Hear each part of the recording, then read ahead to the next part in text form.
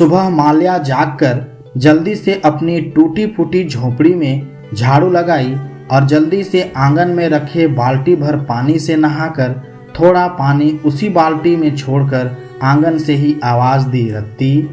रत्ती माल्या के बेटे का नाम था। रत्ती का उम्र बमुश्किल से 7 साल होगा। माल्या का पति छोटे की मौत पिछले साल जहरीली शराब पीने से हो गई थी। माल्या का पति छोटे बस स्टैंड पर स्थित शौचालय का सफाई का काम करता था। पति के गुजरने के बाद ठेकेदार ने माल्या को काम पर रख लिया। माल्या का घर भी बस स्टैंड के पीछे स्थित झोपड़पट्टी में था।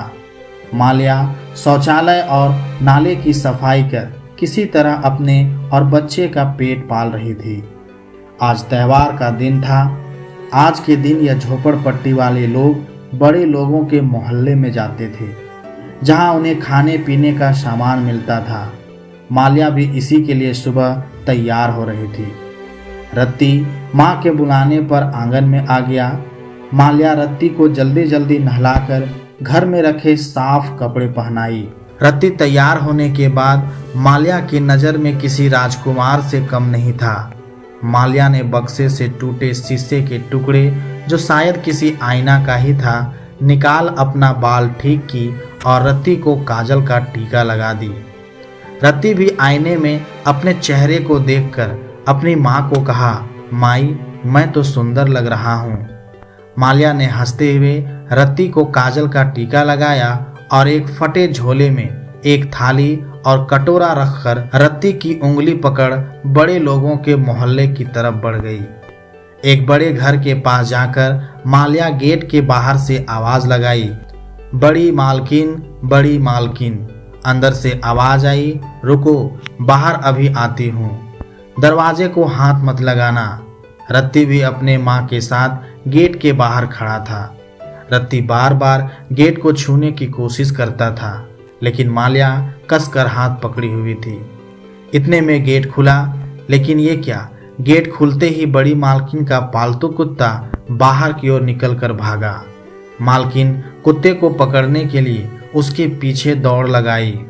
इस अफरा तफरी में रत्ती कब गेट के अंदर चल गया, माल्या देख नहीं पाई। तभी मालकिन कुत्ते को गोद में लेकर लौटी और माल्या को बोली, थोड़ा रुको, मैं इसको नहलाकर तुम्हें खाना देती हूँ। कहते हुए मालकिन गेट के अंदर चली गई।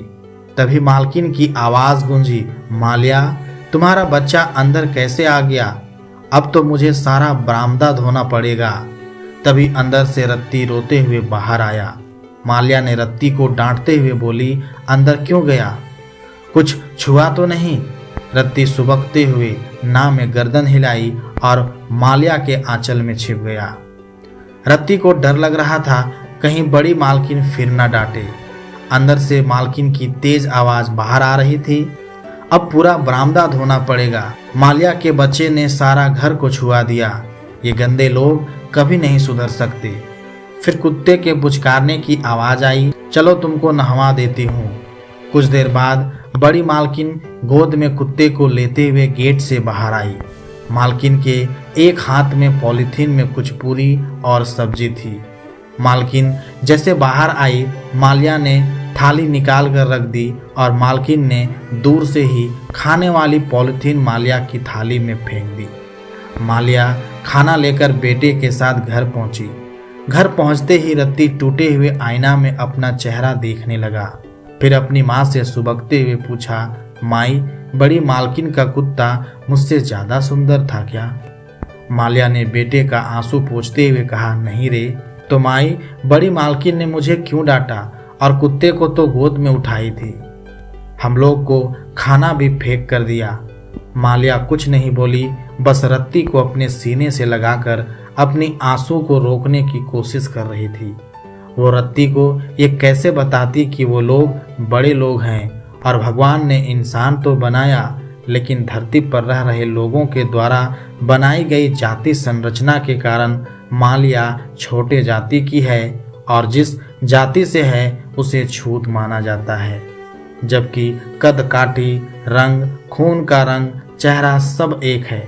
लेकिन अमीरी गरीबी की खाई ने छुआछूत की प्रथा को जन्म दिया, शायद इसी छुआछूत के कारण पालतू कुत्ता भी हमसे ज़्यादा श्रेष्ठ है।